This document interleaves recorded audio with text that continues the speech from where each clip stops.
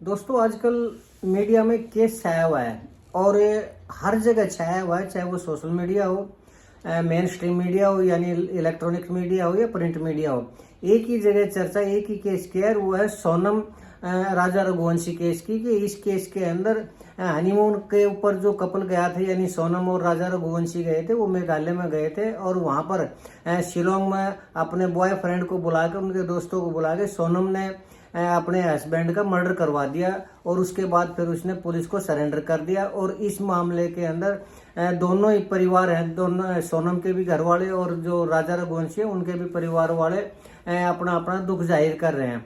तो लेकिन दोस्तों ये तो सारा जो चर्चा है ना ये चली हुई है, लेकिन जब मैंने इस केस को थोड़ा हाथ देखा और अच्छी तरह देखा तो मुझे इसमें ऐसा लगा कि सोनम के साथ अकेली सोनम नहीं है, उसके घर वाले भी हैं। जी हाँ, और इस केस में, इस मर्डर कांड में मुझे लगता है कि सोनम का भाई, सोनम की माँ और सोनम का पिता भी शामिल हैं। और अगर शामिल नहीं है तो कम से कम उनको पता जरूर था इस चीज का और सहमति थी उनकी कि सोनम जो भी करने जा रही है वो ठीक करने जा रही है, और उसमें उनकी सहमति ऐसे लग रही थी। तो इस केस में पुलिस को भारतीय न्याय संहिता की धारा 61 के अनुसार उसके माँ बाप को और भाई को, सोनम के माँ बाप और भाई को सह अभियुक्त बना के अरेस्ट करना चाहिए और उनसे पूछताछ करनी चाहिए।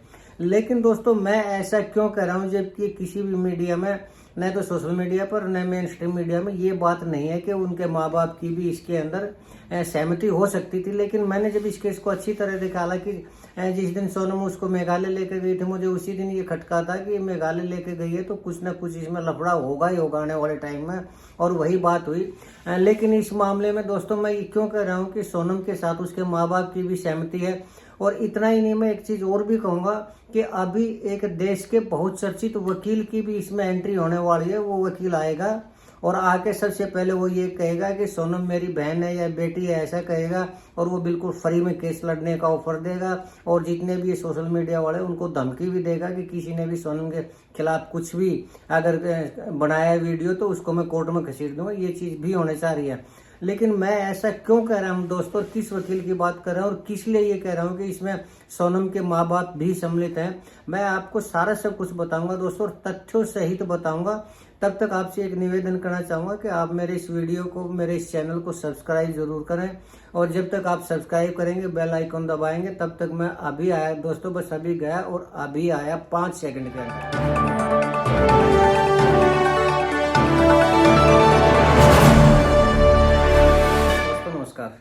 दोस्तों मैं सतवीर सिंह अपने YouTube के भारत लिंक ग्लोबल चैनल पर आपका स्वागत करता हूं। दोस्तों आजकल जैसा कि मैंने अभी बताया कि सोनम का जो केस है वो हनीमून पर उसने अपने हस्बैंड का मर्डर कर दिया था, वो काफी चर्चा का विषय बना हुआ है। और इस मामले के अंदर पूरे मीडिया में यह है कि सोनम ने अपने पति की हत्या कर दी, अपने जो बॉयफ्रेंड था उसके दोस्तों को बुलाया, उनको सुपारी दी और मर्डर करके ने और पुलिस को सरेंडर कर दिया उसने। तो ये तो चर्चा दोस्तों चली हुई है, पुलिस ने उसको अरेस्ट भी कर लिया है सोनम को, और उससे पूछताछ भी जारी है। लेकिन जैसा कि मैंने अभी बताया कि इस पूरे मामले में जब मैंने थोड़ा रिसर्च की तो मुझे थोड़ा सा ये दिखाई दिया कि इस मामले के अंदर कहीं ना कहीं सोनम के साथ उसके भाई की और उसके माँ बाप की भी सहमति है, और वो भी इस में उसके मर्डर करने में कहीं ना कहीं उसके प्लानिंग में वो शामिल हैं। कम से कम अगर वो शामिल नहीं है तो इतना जरूर है कि उनको पता जरूर था कि सोनम क्या करने जा रही है, और उसमें उनकी मुख्य सहमति जरूर थी। तो मुझे ऐसा लगता है कि इस पुलिस को इस एंगल से भी सोचना चाहिए। और मैं ये ऐसा क्यों सोच रहा हूँ दोस्तों, इसकी वजह है, तो मैं आपको पॉइंट टू पॉइंट ये बताना चाहूंगा कि ये सोचने की वजह क्या है, किस वजह से सोच रहा हूं मैं। तो इसमें जो सबसे पहला कारण मुझे दिखाई दिया वो ये था कि सोनम का जो जिम्मा था ना अपने पिताजी के बिजनेस को बढ़ाने का, वो सेल का था, और उसके भाई का काम था परचेजिंग का, यानी जो वो प्लाईवुड की उनकी जो फैक्ट्री थी उसमें परचेजिंग का सारा काम उसका भाई किया करता, गोविंद सोनम का भाई। और सेल बढ़ाने में सोनम का रोल था, और सोनम ने जिस दिन से सेल बढ़ाने का काम शुरू किया उसी दिन से उसने पूरे मध्य प्रदेश स्टेट के अंदर इस काम को फैला दिया। उससे पहले जब सोनम ने एंट्री नहीं की थी, वो पढ़ा करती, तब ये छोटा सा काम हुआ करता, और ये सोनम की ही काबिलियत थी कि वो स्टेट लेवल पे इस बिजनेस को लेकर गई, और अगर आगे वो इसमें लगी रहती तो उसको पूरे नेशनल लेवल पे यानी एक बड़ा उद्योग स्थापित कर सकती थी। तो एक ऐसी लड़की जिसने अपनी काबिलियत के दम पर अपनी मेहनत के दम पर स्टेट लेवल पे इस बिजनेस को पहुंचा दिया, तो उसके माँ बाप क्या ऐसा सोने की मुर्गी को जाने देंगे आगे वो मैरिज करके न चुपचाप अपना घर बसाए, और जो बिजनेस उन्हें शुरू किया इतने ऊंचे लेवल पे लेके गई वो वही वापस वहीं तक आ जाए, इंदौर तक आ जाए, जहाँ उसकी फैक्ट्री वहीं तक, जहाँ उसका पिताजी का कारोबार था, छोटा कारोबार था, वहीं तक आ जाए, तो ऐसे कौन माँ बाप चाहेगा। अच्छा, दूसरा फिर ये है कि राज कुशवाहा उसका एक छोटा सा नौकर था, जबकि अगर वो उसकी मैरिज कर देते तो वो उसकी मैरिज करके वो अपना घर बसाती, जबकि राज कुशवाहा के साथ अगर उसकी मैरिज हो जाती सोनम की तो राज कुशवाहा भी वहीं रहता और सोनम भी बिजनेस के अंदर रहती और उनको राज कुशवाहा के रूप में एक दामाद कहिए या फरीका नौकर भी मिल जाता और बिजनेस भी इसी तरह चल जाता। जबकि इस तरह की राजा रघुवंशी के साथ कोई भी संभावना नहीं थी, क्योंकि राजा रघुवंशी वो अलग से था, उसका अपना कारोबार था, तो वो सोनम को वहां नहीं बेचता। तो दूसरी वजह मुझे ये समझ में आ रही है। तीसरी वजह यह है कि सोनम पढ़ाई में बहुत ही कमज़ोर थी और वो 10वीं में फेल हो गई थी, और इतनी कमज़ोर थी कि पढ़ना उसके बस का था ही नहीं। तो उसके घर वालों ने किसी तरह प्राइवेट एग्ज़ाम दिलवा कर पहले 10वीं करवाई, और फिर जब वो 12वीं में फेल होगी तो इसी तरह प्राइवेट एग्ज़ाम कहीं से इधर उधर से करवा के उसकी 12वीं पास करवाई। जबकि उन्होंने लोगों को बताया कि हमारी लड़की ग्रेजुएट है, और ग्रेजुएट के कहकर ही उन्होंने रिश्ता किया था। तो तीसरी बात, उसकी अगली बात यह है दोस्तों कि पहले भी सोनम को 3 लड़कों ने यानी 3 परिवारों ने रिजेक्ट कर दिया था। क्यों? क्योंकि उनको शायद पता चल गया था कि सोनम का जो अफेयर है वो अपने किसी नौकर के साथ है। तो लगातार उसको देखने के लिए 3 परिवार आए, तीनों ही परिवारों ने पता चलने के बाद मैरिज से रिजेक्ट कर दिया। तो अब इसके सोनम के जो माँ बाप थे उनको ये दिखाई दे रहा था कि समाज में बेइज्जती ना हो जाए, तो किसी तरह उससे पीछा छुड़वाया जाए बेइज्जती से, और एक बार कम से कम उसके हाथ पीले कर दिए जाए। उसके बाद भले ही वो तलाक दे दे या वैसे चली आए, उसको छोड़ के चली आए, या और कोई वजह हो जाए, तो उसको छोड़ के कम से कम समाज में मुंह दिखाने लायक तो रहेंगे। तो इसलिए फटाफट एक मैरिज में उन्होंने जैसे ही राजा रघुवंशी को देखा तो उन्होंने उसके मैरिज के लिए उनके घर वालों को ऑफर दे दिया और फटाफट उनका रोका करके ना मैरिज की तारीख रख दी। तो इसमें थोड़ा जो उसकी माँ थी, राजा रघुवंशी की माँ थी, उसको थोड़ा शक भी हुआ और खुद राजा को भी शक हुआ। तो उन्होंने जब ये मैसेज भिजवाया कि एक बार हमारा लड़का है वो आपकी लड़की के साथ अकेले में बात करना चाह रहा है, कुछ पूछना चाह रहा है, तो एक बार इनको फिल्म देखने के लिए भेज दिया जाए, तो उसकी माँ ने घबरा के एकदम ये कह दिया कि नहीं हमारे यहाँ ऐसी रिवाज नहीं है और मैरिज से पहले हम अपनी लड़की को नहीं भेजेंगे। और दूसरी बात फिर ये कि उनकी माँ ने ये कहा कि अभी तो कोई मुहूर्त बनता ही नहीं। राजा की माँ ने कहा, तो उन्होंने कहा कि मुहूर्त अभी का है, उसके बाद तो 1 साल तक 1.5 साल तक कोई मुहूर्त नहीं है, तो आप फटाफट अभी मैरिज कर दीजिए। और उन्होंने बहुत जल्दी रोका करके ना बहुत जल्दी मैरिज कर दी, इतनी जल्दी कि उनको भी, राजा के परिवार को भी उम्मीद नहीं थी कि इतनी जल्दी मैरिज कर देंगे। तो उसके पीछे भी तो कोई ना कोई तो वजह थी। उसकी सबसे बड़ी वजह तो उसके अफेयर के बारे में था कि कहीं ऐसा ना हो अफेयर के बारे में पता चल जाए, समय से पहले पता चल जाए, और जो 3 परिवार पहले ही रिजेक्ट कर चुके हैं सोनम को, चौथा परिवार ये भी रिजेक्ट ना कर दे। अच्छा, दूसरा फिर ये है दोस्तों कि जब सोनम उसको हनीमून के ऊपर लेके गई, अपने पति को लेके गई, तो उसकी माँ को तभी से खटका था। वो ज्योतिषी से पूछ के उसकी सकुशल वापसी के लिए ज्योतिषियों से पूछ के ने, और वो ये लटोटर जो बोलते हैं वो प्रयोग करने लग रही थी। और पहले ही दिन उसने ज्योतिषी के कहने से अपने घर के गेट पर सोनम का जो फोटो था वो उल्टा लटकवा दिया था, उसके कहने से कि ये एक टोटका होता है और अगर ये टोटका आप कर लोगे तो सोनम की सकुशल वापसी हो जाएगी। तो इसमें सकुशल वापसी का क्या तात्पर्य है? तो इसका मतलब ये था कि उनको पता था कहीं ना कहीं कि सोनम ये काम करने जा रही है, तो तभी तो उन्होंने इस तरह के टोटके किए ना।